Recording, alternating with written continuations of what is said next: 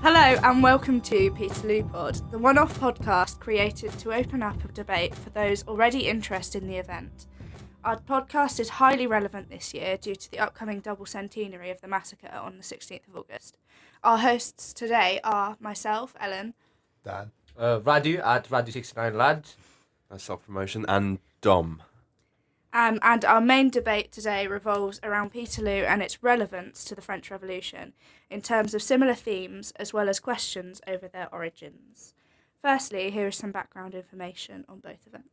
So firstly, Peterloo took place at St Peter's Field, Manchester on the 16th of August 1819, hence the name Peterloo. It's sort of a play on words with the Battle of Waterloo. We'll talk about it later. And it was where a crowd had gathered to protest for parliamentary reform. There was a crowd of about 60 to 80,000. We're not entirely sure on exactly how many, but that's the estimate we have. And obviously, so the context for this period is it's just after the Napoleonic Wars. The government are quite afraid of some form of revolution, and this crowd obviously scares them, and the cavalry are sent in by magistrates to disperse this crowd. 18 people are killed and 400 to 700 are injured, many of whom are women and children, especially proportionally targeted to some extent. And in the immediate aftermath of Peterloo, the government actually passed the Six Acts, which cracked down on meetings similar to the one at Peterloo. And it also forces revolutionary acts underground. In addition to poor economic conditions, the new industrial cities in the north had such poor representation in Parliament. This is because they were new cities.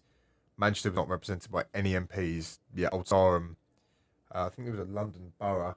It's a place in Salisbury. It's like an old ruin where no one lives. Yeah, well, they only had 11 voters and they returned 2 MPs to Parliament, so that sort of shows why these people wanted the system reformed. Yeah, and then I mean the sort of eventual success of Peterloo and movements like it is the 1832 Great Reform Act. That sort of solves the issue of misrepresentation in the north, and many of those who protested at Peterloo were not going to vote until much later. And then I think Don wants to talk about I'll talk about the French Revolution. I think everyone has a vague idea of what the French Revolution is. That in 1789, the French overthrew the absolute monarchy of Louis the 16th. 16th, yeah. And put in place a constitutional monarchy. Why? Because France had essentially bankrupted itself from fighting and bankrolling the American armies in the American War of Independence. And partly due to its aggressive taxation of its own citizens. Because French society at the time was split up into 3 estates, as they were called. Yep. First estate, who were nobility, clergy. First estate's clergy, isn't it? Yeah. Yes. Yeah. Second estate's nobility. And then third estate is just everyone else. Yep. The first 2 estates are just exempt from taxation. They pay little or none. Everyone else in society, whether you're rich, poor, unable to pay, doesn't matter. You are propping up the state. And surprise, surprise, the people didn't think that was fair. Yes, it's funny really, to be honest. I mean, I don't know how they expected them to like keep living under those sort of conditions, but obviously they realized that enough is enough, and they decided to have a revolution, and that was basically the storming of the Bastille and how the French Revolution began and how modernity began. Yeah. Essentially. Yeah, it's the birth of the modern state. I think the first question we've got to talk about is sort of how the French Revolution provided the right political climate that allowed things like Peterloo to happen. I think that's what, and how the French Revolution affected British society during this period. Yeah, absolutely. Yeah, definitely. So I think firstly we have to talk about Thomas Paine and his sort of reaction to Burke, to Edmund Burke. It's So to outline Edmund Burke's work, it's effectively what it is a scathing opinion. He's very anti-French Revolution. Effectively, he's dismissing it as just a violent event. It's the violence he really dislikes. Yeah. Because he supports the American Revolution, which is, I mean, it's arguably the same. It's about taxation representation. It's the thing is, the American Revolution is more anti-British, which is Perk is very pro Britain. I think. In his writings on the French Revolution, he's very pro Britain. Yeah, exactly, and Paine feel the need to respond to this. I think it gives him a platform. I think Burke's work gives him the ability to talk about the French Revolution and how he feels about it. And what he does is he advocates a similar revolution to be had in Britain. He wants the same thing that's happened in France to happen in Britain. He's very anti-monarchical. He's very similar to the people that are running the French Revolution, I think. I think he's very... And that shows he becomes a member of the National Convention in 1793, which was effectively... It was the French Parliament. It changed its name a few times, but that's what happens. Because he's actually accused for treason, so he is exiled from Britain after writing this hugely successful work. It sells 200,000 copies in the first 2 years. It's massively distributed between the reformers, the revolutionaries. We'll discuss that later. He lays the groundwork. I think Paine lays the groundwork for what is to come later. It's from these Enlightenment ideals that Paine is getting his thinking from. 100%. I definitely agree. There's actually this historian called his name is John Beltram. He argues that Paine actually unshackled radicalism from like its subaltern law. Sorry, my bad.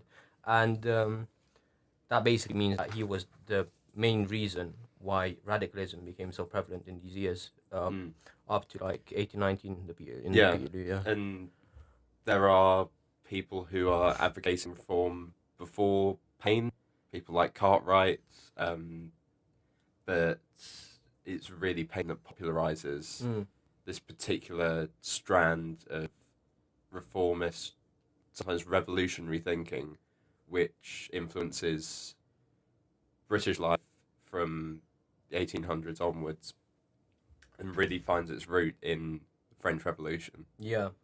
Those ideas have been basically recycled and used again in British radicalism through Paine and people like that. However, it's clear that the British government itself is very opposed to this, to be honest. Like, there's a lot of censorship, a lot of oppression towards such groups. As Dan just said, Thomas Paine was exiled because of his ideas, and essentially the establishment did not allow for the right environment in order for British radicalism to grow. So in certain ways, you can see how the ideas of the French Revolution helped and inspired some people, but in other ways, from like the establishment point of view, it essentially like limited the amount of like access that they had, if that makes sense. And the thing, I think the wars as well, the Revolutionary and later the Napoleonic Wars, they suppress it further because patriotism forces revolutionary reform to take a back seat. It forces it to be pushed to the back of people's minds. People tend to be more patriotic than they are. If revolution and reform becomes un-English or unpatriotic, that's when people, because of the time, I mean, Britain's quite nationalistic at this time. They're very patriotic, and it, especially with the wars, they're very anti-French. Paine's work takes overwhelmingly anti-French.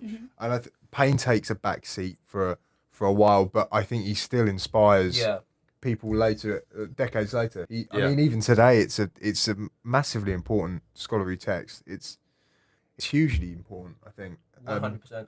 I really think that the establishment was essentially really scared of like the ideas that basically Paine presented to take root in England, like to the extent that it did in France. And basically they were scared that the French Revolution was going to happen in England.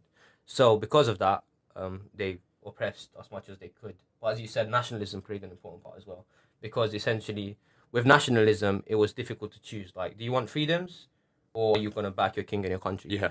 Like, it's a I think we have to be careful though, because I know I use the term, but nationalism seems a bit strong, but it doesn't exist yet. Yeah, of course. I think it's okay. Do you want to back your king then?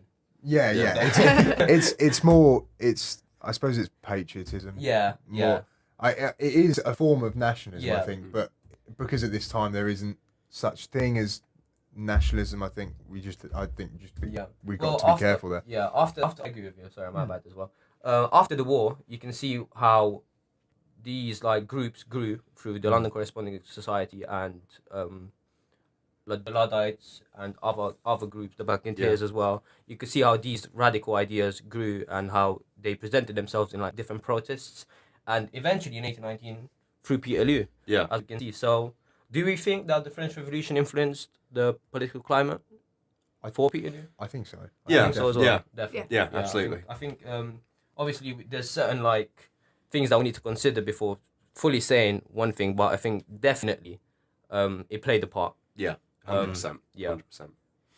Following on from that, do you think, and if it inspired a political climate, because you can say the French Revolution, do you think that Peterloo was a revolution or more of a reform? And also, do you think that there was a working class element to this? Because it's between the French Revolution and Peterloo, they're both in contention. Yeah. This is a very interesting debate that historians have basically very widely argued about, and they still do to this day. Real question about whether there even was a working class during the French Revolution and during Peterloo, and if there was there a working class consciousness, and was this consciousness revolutionary? This is what we're going to analyze today, and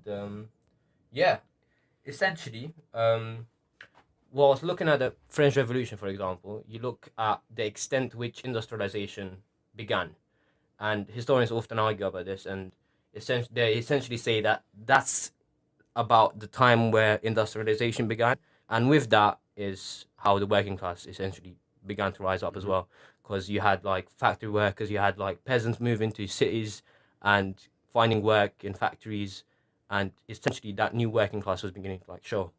This is in Britain as well. Yeah. There's In France, it's a bit different. Yeah, it's less. I think the French are a bit behind. I mean, Britain are the first nation to have an industrial revolution, really. And so France is behind, especially as the French Revolution is happening sort of 30 years before Peterloo. Yeah. So you've got to consider that. And the working class in France is very much different to the working class in Britain. I think the working class in Britain are a lot closer to the middle classes in Britain. Yeah. I think this is obviously because of industrialisation. They're working together every day. It's the middle classes.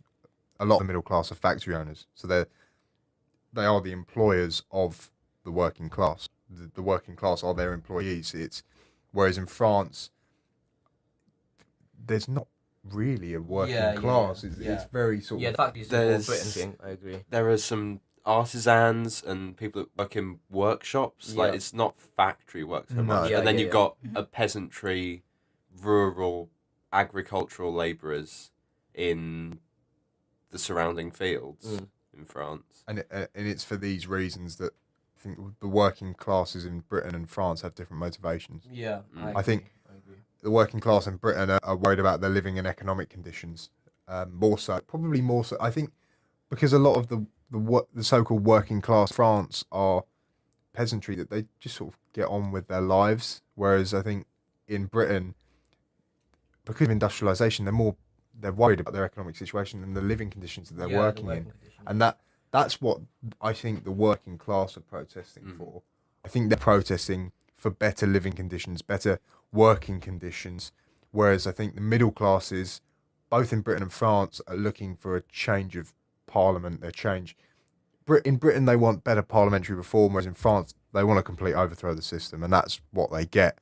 But the middle classes, again, I think the middle class are different. In France they're more educational, they're lawyers. Yeah. Because a lot of the middle class in Britain are factory owners. A lot of the liberal reformers come from either merchant backgrounds or factory owner backgrounds. But in France, you're right, it's lawyers and people like that. And Robert Owen is the one that flies off the top of my head. I think he's an example of a middle class. He's a philanthropist, I suppose. Yeah, that's what he becomes, and I think that's how the middle class see themselves. That it's almost this paternal feeling they have towards the working class, and I don't think they necessarily use the working class, but they need working class's support in order to push their aims forward. Yeah, 100%. And this is what happens at Peterloo essentially, because you see 60,000 people that went out of their houses and went and protested for like the right to vote and things like that. And essentially, when you look at the motives behind this, it's like they were unhappy with the living conditions, the working conditions that we're having to like live through every day. There wasn't so much a real like political ideology behind them coming out in the street. It was more about their immediate situation and their conditions that they were living in, to be honest. So would you say that the middle class took advantage of the working class to an extent, or at least the clout that they certainly used them for their ends, but I think the working class and middle class goals were relatively similar at the time. Like in relation to Peterloo, talking about is it revolutionary? I don't think it is, because what they've gathered there for isn't to overthrow the system. It's to change the system from within through voting and representation. It's the middle class want process. representation. It's a peaceful process. Yeah. Middle class in Manchester want representation. They don't have any MPs. The working class want representation, so their lives can be improved, hopefully through Act of Parliament. But they're represented by Henry Hunt, who is a member of the middle class. Yeah. And that's what we're getting at. I think the middle class are leading these movements, both movements, I think, with working class support.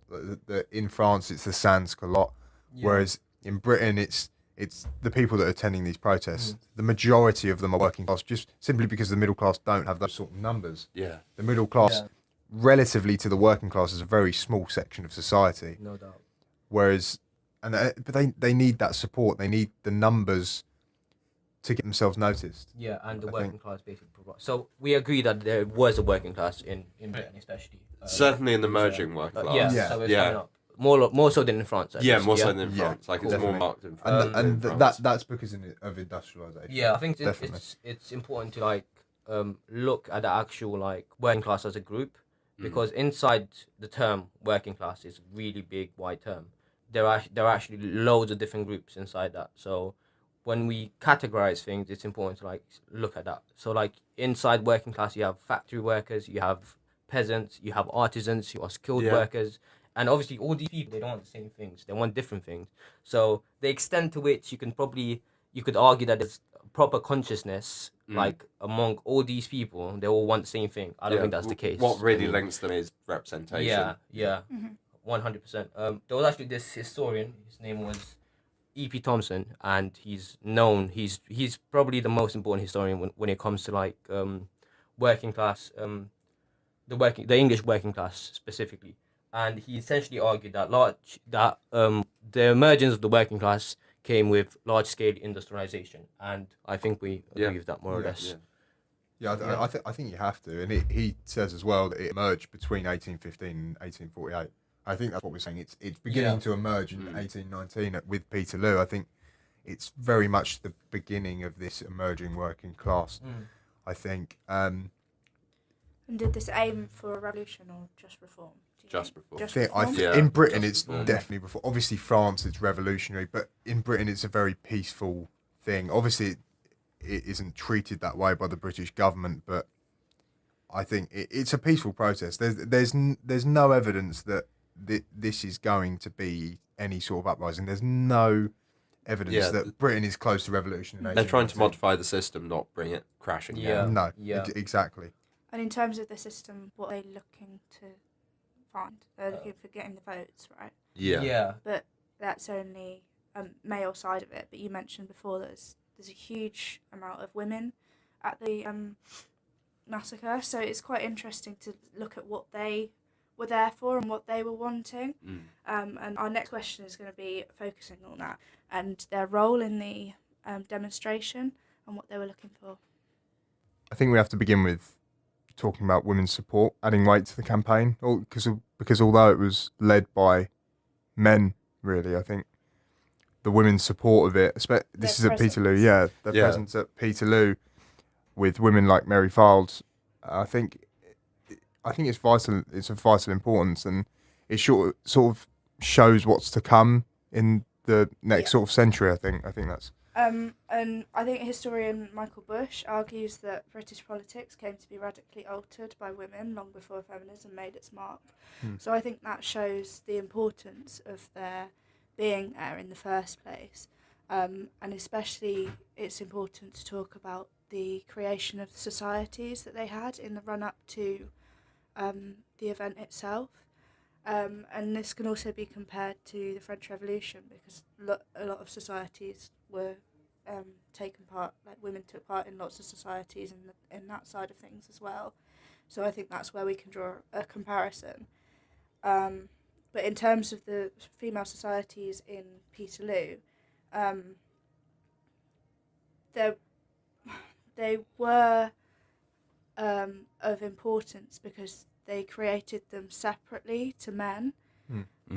So that shows moving forward, but there is that side to it that is less, it's a little regressive, because they did only want to assist the male population, and that's in the Blackburn Female Reform Society's pledge, was to assist men basically in what they were trying to do. I mean that's what Thomas Paine is calling for women to do. I think that again shows how Thomas Paine influenced people. I think it's different at the French Revolution, is it not?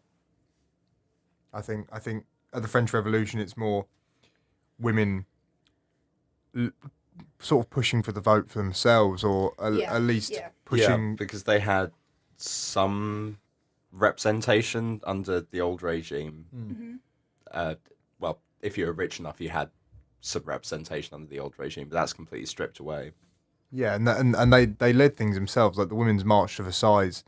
It's really important because it drives the royal family back to Paris, and Paris during the French Revolution is where the revolutionaries are based and where the majority of events throughout the French Revolution happen, and it's where this very revolutionary feeling is. It's the main.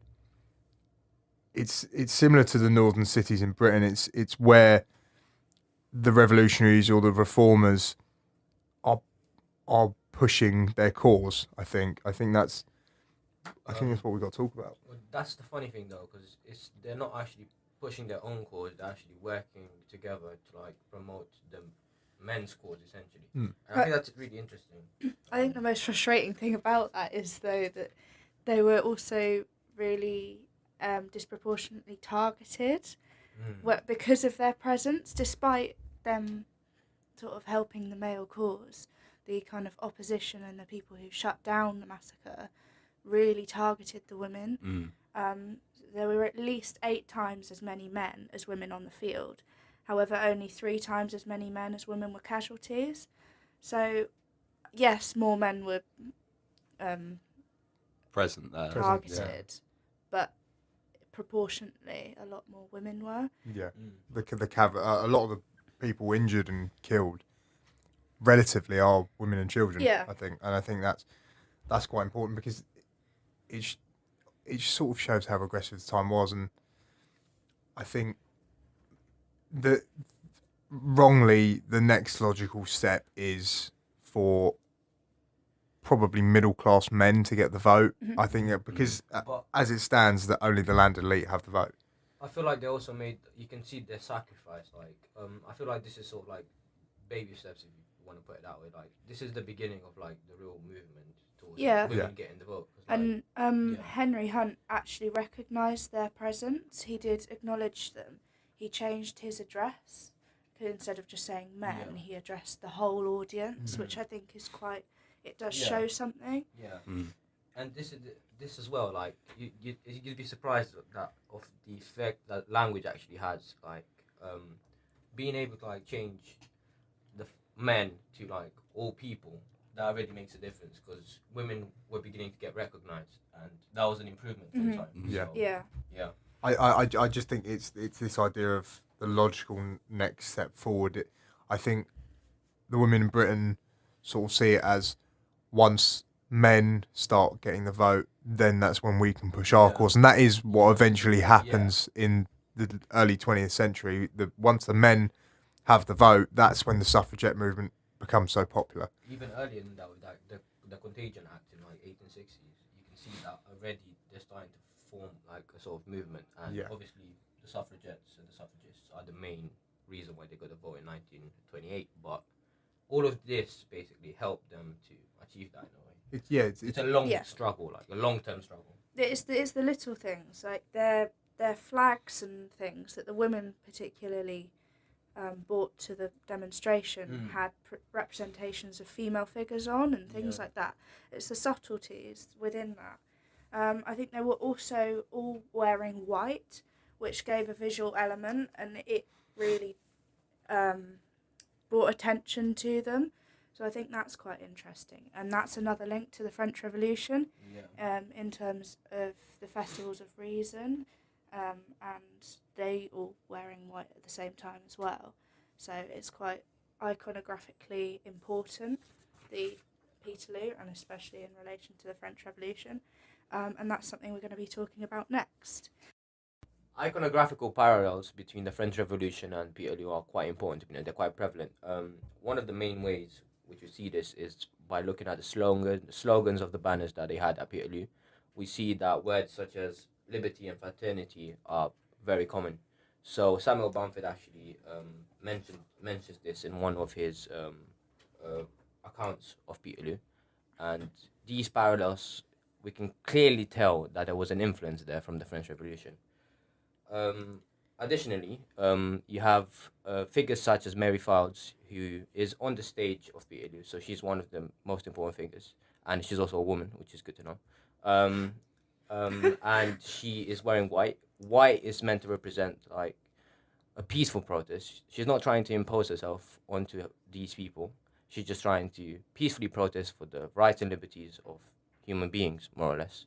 Again, it also makes sort of a statement, doesn't it? If they're all collectively wearing one colour. Yeah, That's it's quite like interesting. one unified body, isn't it? Exactly. And yeah, this is also important, clearly. So we can clearly see that iconography is very important, and there are key parallels between the French Revolution and Peterloo.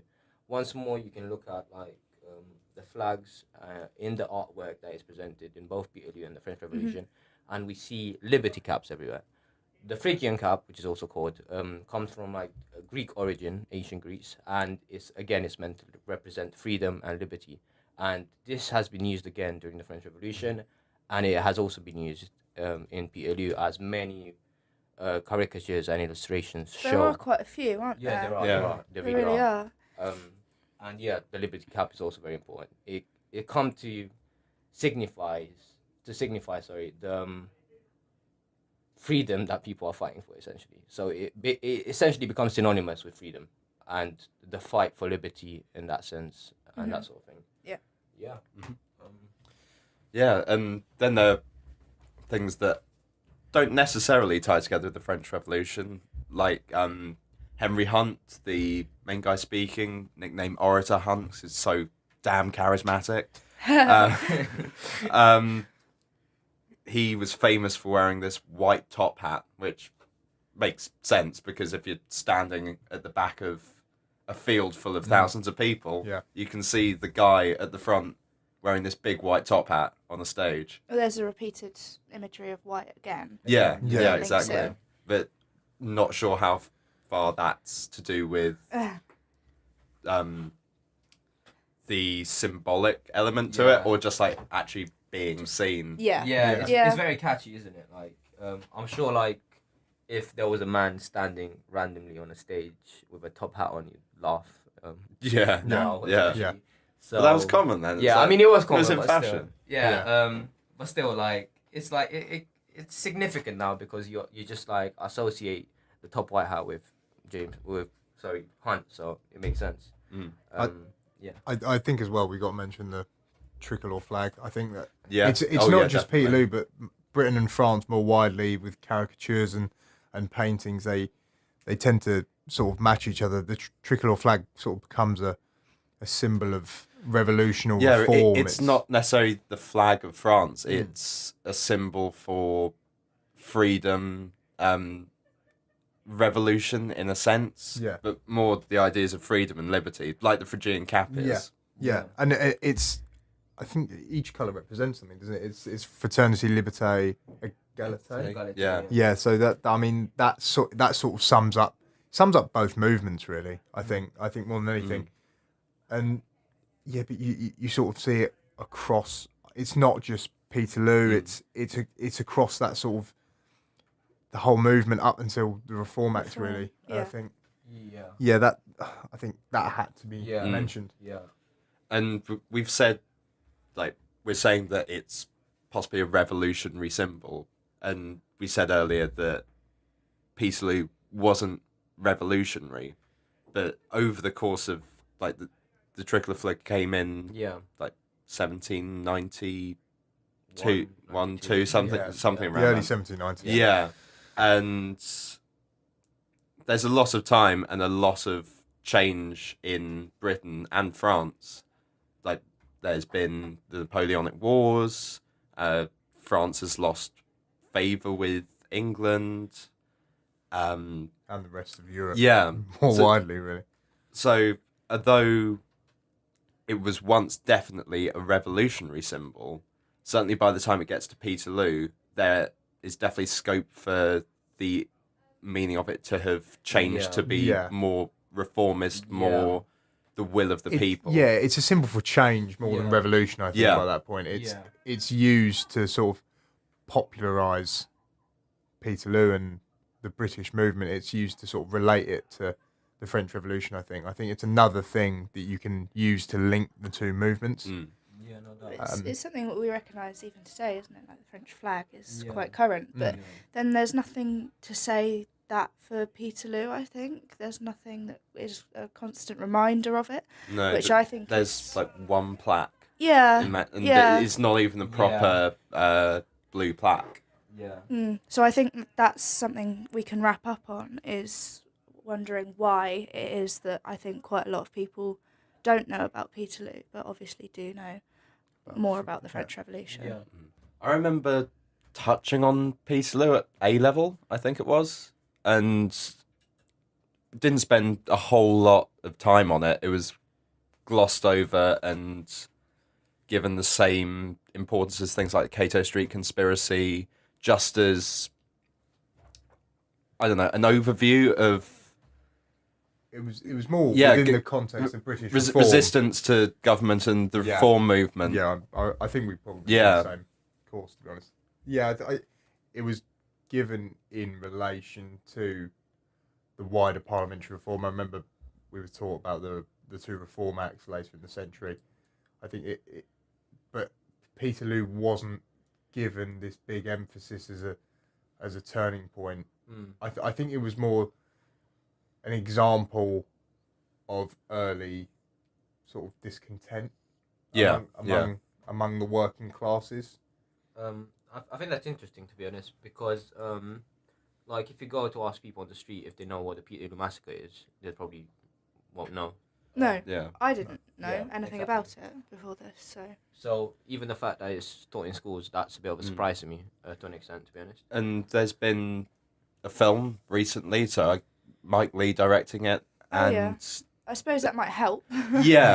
like it did well at Sundance Film Festival one of the film festivals when it was released, and they said it was very historically accurate. Like, it's quite long and chewy, but did that mean that people didn't watch it? Like, would more people know about Peterloo now that there's a film about it? I mean, Or is it still, because we had trouble getting a copy of it. Yeah, Yeah. it's clearly Because it wasn't It's in the not a library. very popular film. or publicised anymore. Yeah.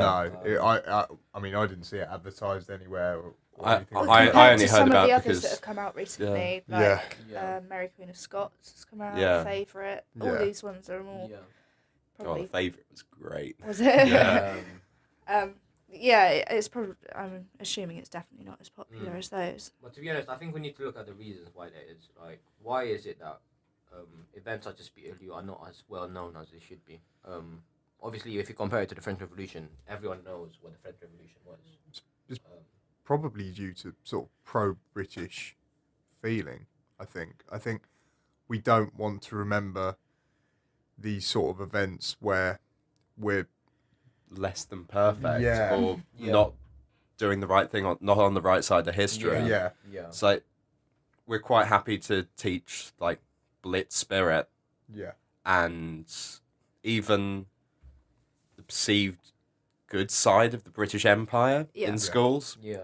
But when it comes to things like Peterloo, we brush them under the carpet. Yeah, I agree 100%. Yeah. That's the thing. Like, I feel like history in some ways is like cherry picked and distorted to like display the things that make us look good. To an extent. especially British history. Yeah. I think. Yeah, Yeah. it's all about Especially- promoting, like, especially Yeah. recently, like, if we did the same course, we were in sixth form about the same time as they started bringing the whole got to teach British values Yeah. kind of thing, and Peterloo doesn't fit in with Yeah. that idea of British values. Yeah, because it's against the establishment. Yeah. Yeah, by any means. Yeah, So, it shows that the British establishment is wrong Yeah. sometimes and needs reform. Yeah. Especially because the system that they were trying to reform and change was so old. It was centuries old. It hadn't changed since I think it's the 1400s. Yeah, yeah. And it's such a it shows how outdated British society was, and albeit it probably wasn't just British society. It was probably a lot of other European societies. We know sort of Austria, Prussia, France as well. That hence the revolution. That's why there's a lot of revolutions in sort of the 18th and 19th centuries. There's you've got the 1848 revolutions later on as well. Obviously, Britain again manages to avoid all-out revolution there, whereas the rest of Europe doesn't. And I think, I think that's sort of probably why it's not remembered as much. I think because it's a negative thing in the scope of British history. Yeah, Yeah. exactly. Yeah, 100% I agree. So overall, I would say, Peterloo isn't remembered because it doesn't really fit with the image that promotes British values or like even like empire, that sort of thing. It's against it, and I think people should know about it because it's important. Absolutely. It's an important turning point in our history. Like, it leads to the franchise being expanded. And we need to question why we brought it in the French Revolution in the first place. I think we did that just to bring some context to it. That really helped us sort of set the scene and helped us to put forward our ideas about Peterloo. And I think that's why we've really focused on that in the podcast as a whole. And I think that's been very important to us in the whole process. Right. I think that's all we've got to say for today. Yeah. Thank you Thanks so for much, listening. guys. Yeah. Thank you. Thank you so much.